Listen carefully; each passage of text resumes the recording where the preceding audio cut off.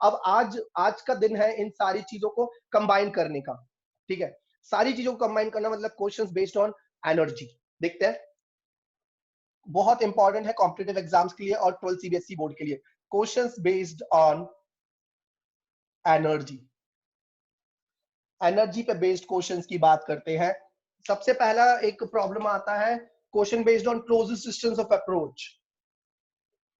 Closest distance of approach, ये एक तरह का टॉपिक भी समझ ले आप। देखना क्या हो रहा है, यहां पे एक प्रोटॉन फिक्स्ड है।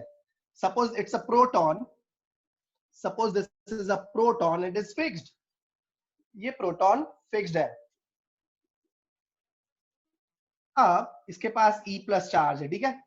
हमने इसी की लाइन में इनफाइनाइट से एक और प्रोटॉन या एक अल्फा पार्टिकल फेंका। अल्फा पार्टिकल V0 की स्पीड से फेंका। Suppose an alpha particle projected towards fixed proton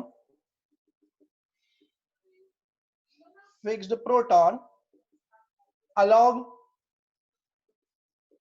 line of joining both the particles, along line of joining. Find closest distance of approach. किस वेलोसिटी से फेंका? V0 से। तो अब आप ये समझे V0 वेलोसिटी से अल्फा पार्टिकल फेंक दिया। अब ये बात याद रखेंगे, अगर प्रोटॉन का मास m है, charge in proton is E and mass of proton is m. Suppose mass of proton is m. अगर प्रोटॉन में चार्ज E है और प्रोटॉन में मास m है, तो अल्फा पार्टिकल में चार्ज होता है 2e। अल्फा पार्टिकल में चार्ज होता है 2e और अल्फा पार्टिकल का मास होता है 4m। अल्फा पार्टिकल का मास 4m हो जाएगा। अगर m प्रोटॉन का मास है तो अल्फा पार्टिकल का मास 4m हो जाएगा, और प्रोटॉन में चार्ज E है तो अल्फा पार्टिकल में चार्ज 2e हो जाएगा, और दोनों में पॉजिटिव चार्ज है। अक्षर कार्तिक के दोनों में पॉजिटिव चार्ज है। तो जब ये अल्फा पार्टिकल पास जाएगा धीरे धीरे, तो इसको ये प्रोटॉन क्या करने वाला है? रिपेल करने वाला है। This proton is going to repel this alpha particle. तो ये अल्फा पार्टिकल जैसे जैसे प्रोटॉन के पास आ रहा है, इसकी स्पीड बढ़ रही है कि घट रही है? इसकी स्पीड बढ़ रही है कि घट रही है? बताओ। As this alpha particle is approaching towards proton, its speed must increase or decrease. आपने फेंक दिया, इसको फेंका है, इनिशियल वेलोसिटी V0 देके फेंका है। अब आप बताएं इसकी स्पीड बढ़ेगी? नो डाउट कम हो जाएगी, नो डाउट कम हो जाएगी। क्यों? क्योंकि पॉजिटिव पॉजिटिव रिपेल करते हैं, तो इसकी स्पीड कम होते चली जाएगी। अब आप एक बात बताओ, एक जगह आके अल्फा पार्टिकल रुक जाएगा, मान लेते इधर आके अल्फा पार्टिकल रुक गया, है ना। So as alpha particle is moving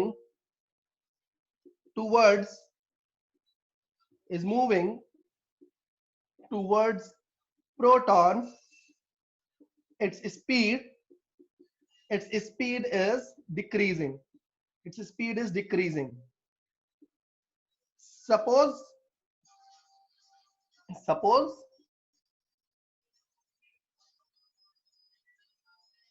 it became at rest, at point A as shown. मतलब जब आपने फेंक दिया, तो ये तो केस 1 था जब आपने फेंका, ठीक है, केस 1। केस 2 में क्या हुआ? केस 2 में इलेक्ट्रॉन तो प्रोटॉन तो आपका फिक्स्ड है, अल्फा पार्टिकल इधर तक आके और रुक गया और आगे नहीं जा पा रहा। इधर तक आके now alpha particle is at rest, alpha particle is at rest and this is point A. अगर रुक गया तो जो अब डिस्टेंस है वो कैसा है? मिनिमम है। पहले डिस्टेंस कितना था? इनफाइनाइट।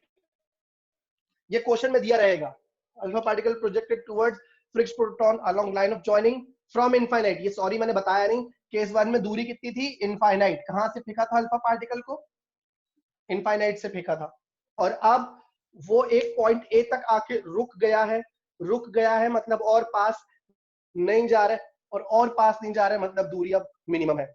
लिखो इतना। दर्शिता नहीं है?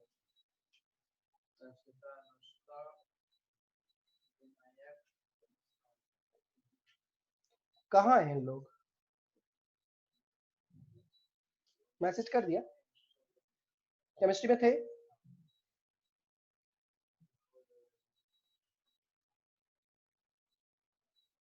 इतना लिखो। देखो बच्चों, जैसे जैसे अल्फा पार्टिकल पास आ रहा है उसकी स्पीड कम हो रही है, क्योंकि अल्फा पार्टिकल के पास भी पॉजिटिव चार्ज है और प्रोटॉन के पास भी पॉजिटिव चार्ज है। एक समय ऐसा आया कि वो इधर तक आके पॉइंट ए तक आके रुक गया, मतलब अब और पास नहीं जा रहा। और पास नहीं जा रहा मतलब इन दोनों के बीच की दूरी क्या होगी? मिनिमम हो गई, है ना। अब दूरी मिनिमम हो गई का मतलब है कि आप स्टार्टिंग पॉइंट वो ले लो, एंडिंग पॉइंट ये ले लो। ठीक है, अब मैं रफ कर रहा हूं, रफ कर दूं ऊपर का, थम्स अप दिखा दो जिसका लिख गया। Okay okay.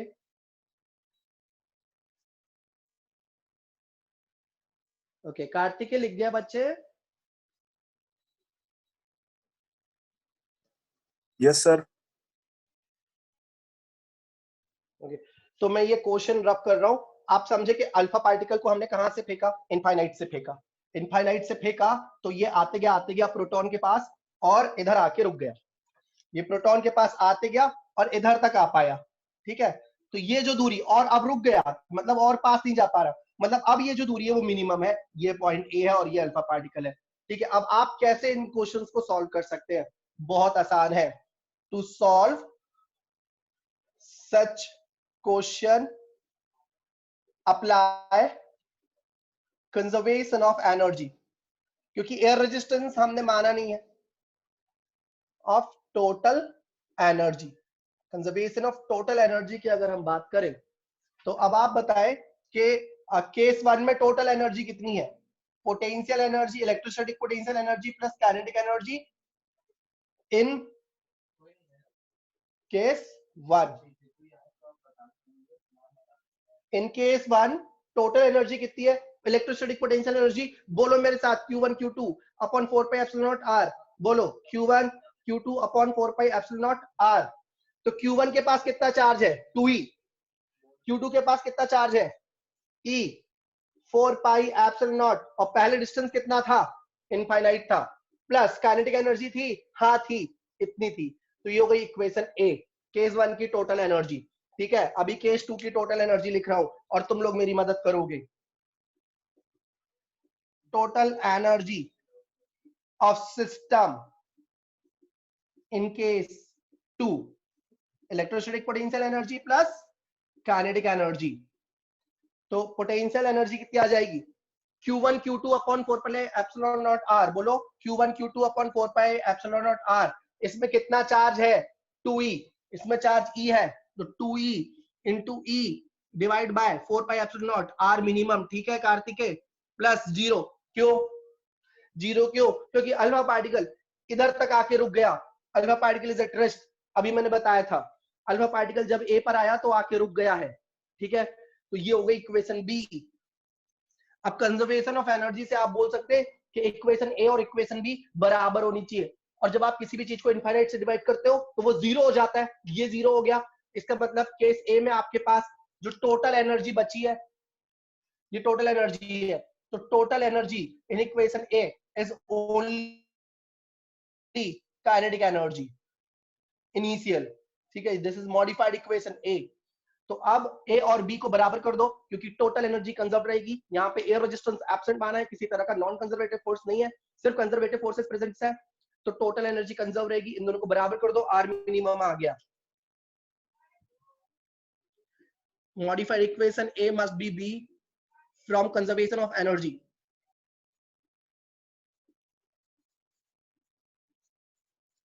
बराबर कर देते हैं 2E square by 4 pi epsilon naught R minimum must be equal to 1 by 2 mv naught square.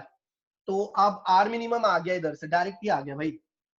R minimum आ गया 4E square divided by 4e² divided by 4 pi epsilon not mv0 square. ये आ गया आपका minimum closest distance of approach या minimum distance. देख लो जल्दी से, फिर नेक्स्ट क्वेश्चन देता हूं आप लोगों को। Pritpal, I have one doubt. Sara. PC, I have one doubt. Aryan, पूछूं?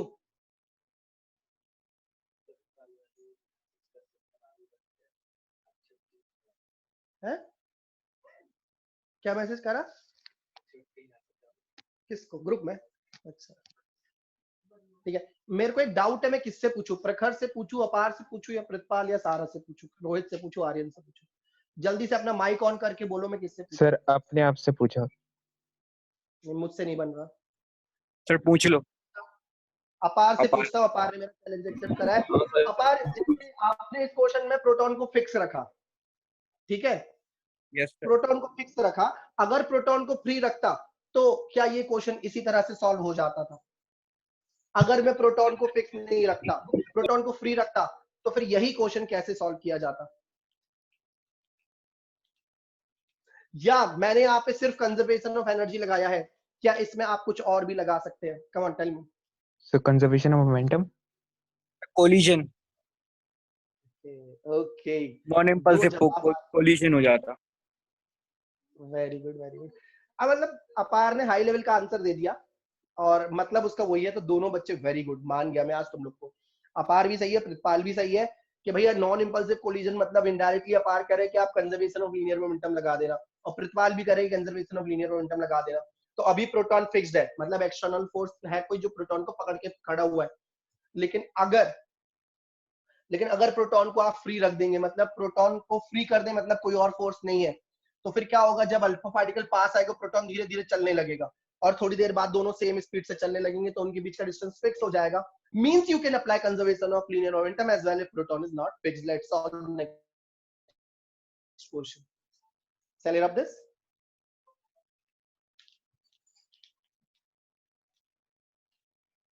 Okay. Rohit, मजा आया? If other charge is not fixed, you can apply conservation of linear momentum as well as conservation of energy. हम जल्दी से उस question को करेंगे, but एक बार मैं इसी तरह का क्वेश्चन फिर से दूसरे पॉइंट ऑफ व्यू से, दूसरे वैल्यूज के साथ कराना चाहता हूं। चलिए रब दिस। ओके, मैं रब कर रहा हूं। We got closest distance of approach as it is written there.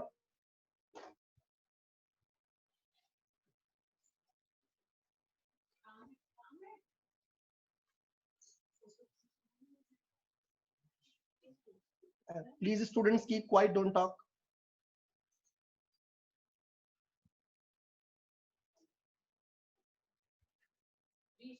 Keep quiet. Yes. अब अगला क्वेश्चन है जो तुम लोग मुझे गाइड करोगे। Two charges Q1 and Q2 initially at distance infinite. Now Q1 is kept fixed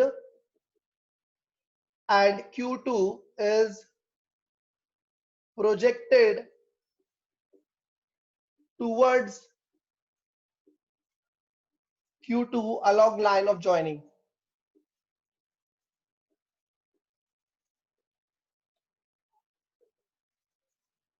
Along line of joining with speed V0. Find minimum distance between Q1 and Q2. Find minimum distance between Q1 and Q2. This problem is again based on conservation of energy only. Hint, based on conservation of energy. So initial total energy must be equal to final total energy. This is the working concept. I'm giving you 30 seconds to answer.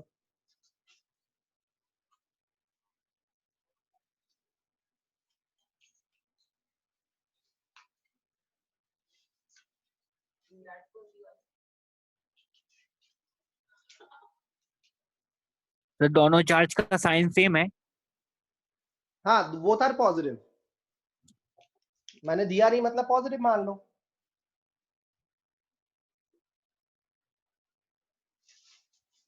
बहुत जल्दी एक doubt class लगने वाली है कार्तिकेय के लिए और अक्षत के लिए, क्योंकि ये लोग न्यू बैच में लगातार आ रहे हैं, तो इन लोगों को अब डाउट क्लास मिलेगी। राजुल, अपने मोबाइल से मुस्कान को फोन कर दो और अनुष्का को कि क्या चल रहा है, चाहते क्या हो। हाँ, मुस्कान, चलो अब आगे बात करते हैं। आपने पहले डायग्राम बनाया करो, आपका 30 सेकंड खत्म हो गया। तो Q2 को आपने प्रोजेक्ट करा V0 वेलोसिटी से along line of joining towards Q1, और केस 1 में इन दोनों के बीच की दूरी थी इनफाइनाइट, जैसे कि मैंने आपको बोला केस 1 में इन दोनों के बीच की दूरी थी इनफाइनाइट, ठीक है। और ये जो Q1 है ये फिक्स्ड है, Q1 जो है वो फिक्स्ड है। उसके बाद अब केस 2 में क्या हुआ कि ये इसके पास आते गया, Q1 तो अपनी जगह फिक्स्ड है, Q2 इसके पास आ गया, और मान लो ये इतने पास आ गया, और ये मिनिमम डिस्टेंस हो गया। क्यों? क्योंकि अब हम मान सकते हैं कि Q2 is at rest, Q2 is at rest. अब आपको क्या करना है, वही केस 1 और केस 2 की टोटल एनर्जी निकाल देनी है और बराबर कर देनी है। तो total energy of the system in case 1, initial total energy of system must be equal to kinetic energy plus electrostatic potential energy। तो kinetic energy होगी Kartikeya 1/2 m v not square, और पोटेंशियल एनर्जी हो गई बोलो जल्दी Q1 Q2 बोलो मेरे साथ, Q1 Q2 upon 4 pi epsilon not infinite. क्यों? क्योंकि दूरी इनफाइनाइट है बच्चों।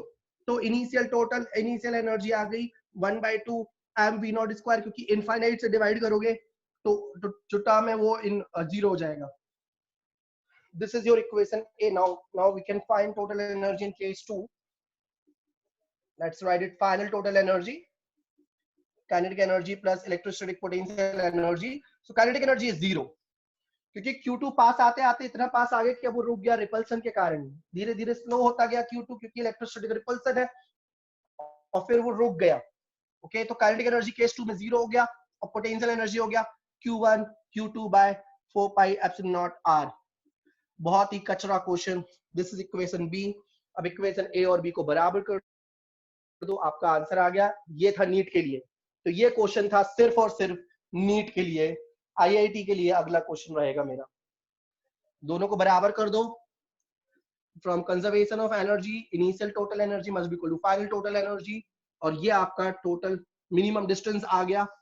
बहुत ही आसानी से आर मिनिमम आप लिख सकते हैं 2Q1 Q2 by 4 pi epsilon naught m v naught square. This is your answer. Copy. Hopefully board is visible.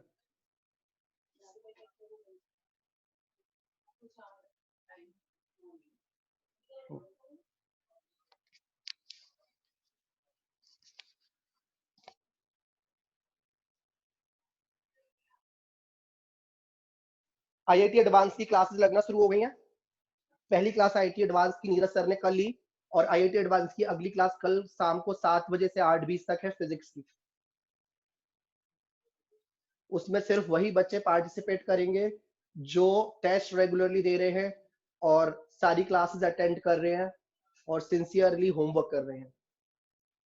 तो अभी तक 3 बच्चों ने अटेंड करी आईआईटी एडवांस की क्लास। संदल भी एब्सेंट हो गया था, जबकि आप लोगों को क्लियर मैसेज दिया जा रहा है। अपार भी एब्सेंट हो गया था। तो अगर आपको अपनी मर्जी से काम करना है तो हम आपको अलाउ नहीं करेंगे आईआईटी एडवांस की क्लास में। याद रहे, लिख लो कल 7 to 8:20 IIT advance physics only for उन बच्चों के लिए है जो बिल्कुल आईआईटी एडवांस मतलब जो टॉप आईआईटीज में, IIT Madras, IIT Roorkee, IIT Kanpur में जो जाना चाहते हैं उन लोग के लिए हम नया बैच शुरू कर रहे हैं।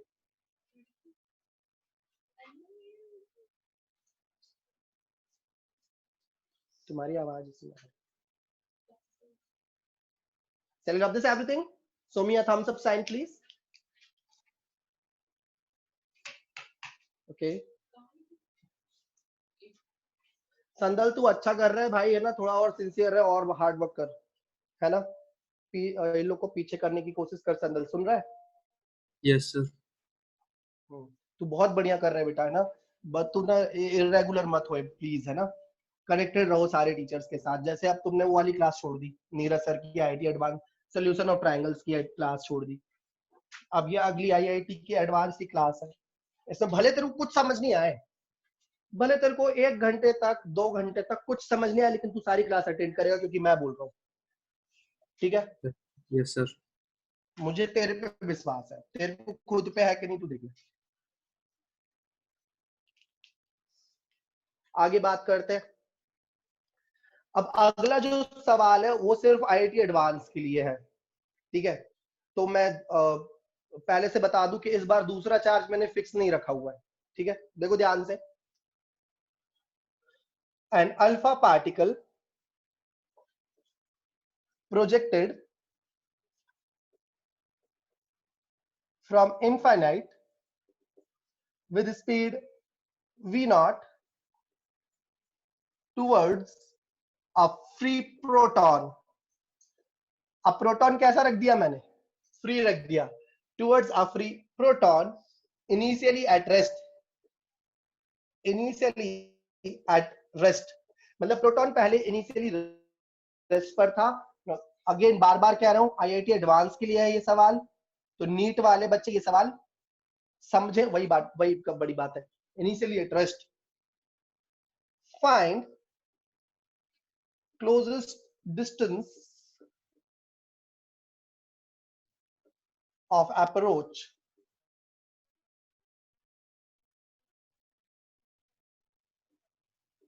this case proton is kept free। Hint पहले ही हम डिस्कस कर चुके हैं, फिर से लिख देता हूं। हिंट में 2 चीज लगानी है। पहली चीज conservation of total mechanical energy, और दूसरी बात जो अपार और प्रतिपाल ने मुझे बताई थी, conservation of linear momentum of system. ये 2 पॉइंट अगर आप लगा पाए क्वेश्चन में डायग्राम बनाने के साथ तो आपसे बन जाए। Because proton is kept free, that's why there is no external force। I would like to draw diagram for case 1 and case 2। Suppose this is alpha particle,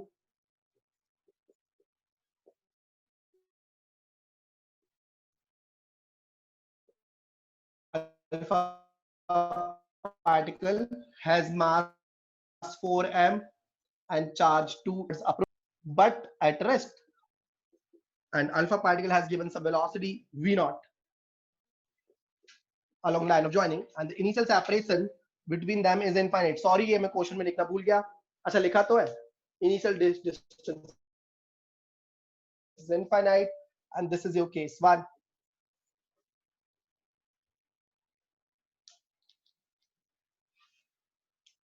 So we will write initial energy of the system. As you know, initial energy, initial total energy means sum of kinetic energy and potential energy. So kinetic energy is 1/2. Do not put m. You will put what? You will put m or 4m? 4m. 4m v naught square plus proton की kinetic energy तो 0 है, और electrostatic potential energy लिखोगे तो वो कितनी आ जाएगी? इलेक्ट्रोस्टैटिक पोटेंशियल एनर्जी आ जाएगी 2e into e divided by 4 pi epsilon naught infinite। तो infinite कारण वो 0 हो जाएगा, and you can write 2m v naught square। So this is initial potential, initial total energy of the system, initial total mechanical energy of the system। What else you would like to write? Pritpal, what else you must write in case 1? There is one more thing, Darshita। What else you would like to note in case 1? Rohit? Pritpal बता दो।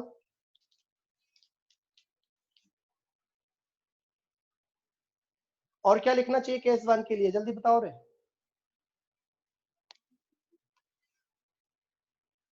अरे गांव वालों, initial momentum of the system. Momentum होता है mass into velocity, मास है 4m, velocity v not है। Initial momentum of the system लिख दिया। अब केस 2 बनाओ। केस 2 में अल्फा पार्टिकल चल रहा है, जी हाँ भाई और बहनों, और उसकी वेलोसिटी बदल चुकी है। अब मान लो v बदल गई, तो तुम्हें पता है कि क्या है, नहीं पता ना, v मान लो चुपचाप। अल्फा पार्टिकल की वेलोसिटी v है, बदल जाएगी। हाँ पिछली बार रोक दिया था क्योंकि प्रोटॉन फिक्स था, इस बार प्रोटॉन फिक्स नहीं है, तो पता क्या होगा कि धीरे धीरे जैसे जैसे अल्फा पार्टिकल और प्रोटॉन के बीच की दूरी घट रही है, प्रोटॉन धीरे धीरे चलना शुरू कर देगा।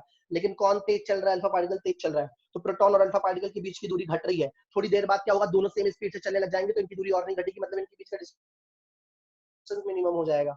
फिर से सुनो ध्यान से, पहले प्रोटॉन रुका हुआ था, अल्फा पार्टिकल जैसे जैसे प्रोटॉन के पास आ रहा था, प्रोटॉन धीरे धीरे चलने लग गया, लेकिन अल्फा पार्टिकल तेज चल रहा है।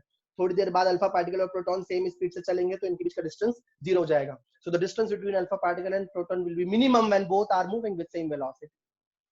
ओके, तो अल्फा पार्टिकल जिस वेलोसिटी, अल्फा पार्टिकल का मास आप सबको पता ही है 4m है, और चार्ज आप सबको पता है 2e है। जिस वेलोसिटी से अल्फा पार्टिकल चल रहा है, उसी वेलोसिटी से प्रोटॉन को चला दो,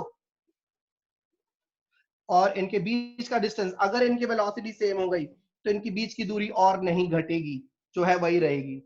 अगर दोनों सेम वेलोसिटी से एक ही तरफ जा रहे हैं, तो इनके बीच की दूरी और करनी है।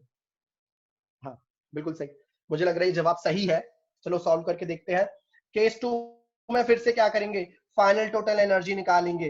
तो 1/2 4mv square plus 1/2 mv square plus Q1 Q2 by 4 pi epsilon naught R minimum. तो ये मैंने टोटल एनर्जी निकाल दी सिस्टम की। R मिनिमम दूरी पर है, इसकी काइनेटिक एनर्जी प्लस इसकी kinetic energy, and will have to take velocity same so that the distance, relative distance between these two particles will not change. Kartik मैं फिर से बता दे रहा हूँ, आईटी एडवांस का प्रॉब्लम है, अब मेडिकल वाले बच्चे बिल्कुल छोड़ सकते हैं, समझने की कोशिश करें। और क्या लिखना बाकी है, final momentum of the system लिखना बाकी है। Final momentum of the system कितना हो जाएगा, 4m into v plus m into v, तो हो गया 5m v, equation D. Now by using equation abcd you can get answer. Copy this much fast, copy करो, 10-10 बार इसको पढ़ो और समझो खुद से। तुम लोग समर्थ हो इसको समझने में, तुम लोग कैपेबल हो।